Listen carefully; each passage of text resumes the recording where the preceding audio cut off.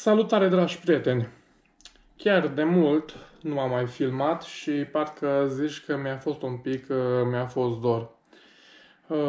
Mă gândeam zilele trecute despre ce să vorbesc și chiar nu știam despre ce să vă vorbesc. Dar înainte să vă vorbesc despre ceva, doresc să închin în cinstea voastră, vă doresc numai bine și toate cele bune. Chiar acum am este așa o sete foarte, foarte mare. Parcă și în casă s-a încălzit foarte tare.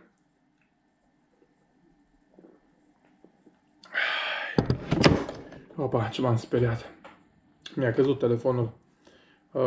Aici am un proces în care când mă filmez apar și pe telefon. Pentru că mi-am luat un aparat GoPro 7 și mi se pare așa pentru a te filma singur foarte ușor să te filmezi. Și în timp ce am început să vorbesc, mă uitam și în telefon ca să mă văd pe mine. Și atunci am văzut că ceva nu este nicul, a căzut și m-am speriat. Nu, asta este o problemă. Opa, iar văd că cade. Lasă-l aici, nu trebuie să mă văd, n-are asta chiar nicio importanță. Chiar de mult nu m-am mai filmat. Asta este, nu am avut timp, nu știu ce am făcut. În ultima vreme chiar am fost foarte, foarte ocupat, ca și cum sunt și acum, și am zis că la o mică pauză, hai să pun un pic să mă filmez și să vă vorbesc despre ceva anume. Oricum, în ultimele dăți, v-am obișnuit poate așa cu gătitul. Oricum, găteam destul de rar și cam de 2 luni n-am mai făcut absolut nimic, pentru că chiar nu am avut niciun fel de timp.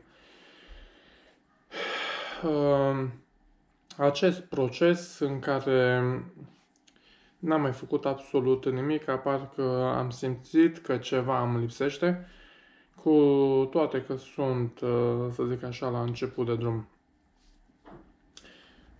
Astăzi doresc să vă vorbesc despre procesul de transformare a timpului în care suntem ancorați în viața de zi cu zi. Vedeți că și eu de multe ori mă plâng că nu am timp. Oare chiar așa să fie? Wow, să mai beau o gură, că chiar mi-este sete. Cineva mi-a spus odată, depinde cum ți-l organizezi. Dar eu am răspuns, lucrez de dimineața până seara. Chiar de aceea nu mai am timp pentru mine. Am făcut o pauză destul de lungă și vedeți că nu am mai filmat nimic în timpul liber. Drept să vă spun, am avut o filmare pe care nu am prelucrat-o din ceea ce am gătit ultima dată și dacă mă gândesc bine, nu știu chiar ceea ce am gătit.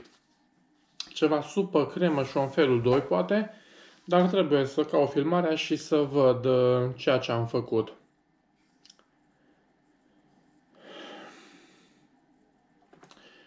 Parcă așa, să mai beau o gură și vă zic mai departe.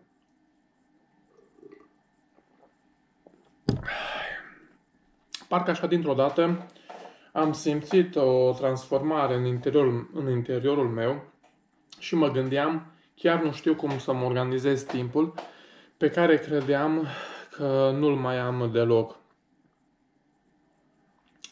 Cu toate că în general sunt destul de ocupat, puținul timp liber ce mi-a rămas nu știu să-l gestionez, deoarece sunt o fire comodă în care nu știu cum să-mi fac tabieturile mele.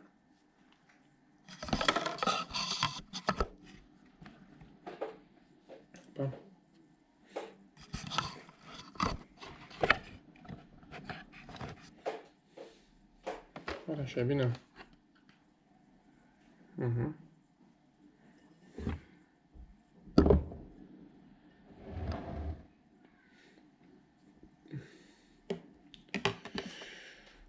Cu toate că în general sunt destul de ocupat și puținul timp liber ce mi-a rămas nu știu să le gestionez, deoarece sunt o fire comodă în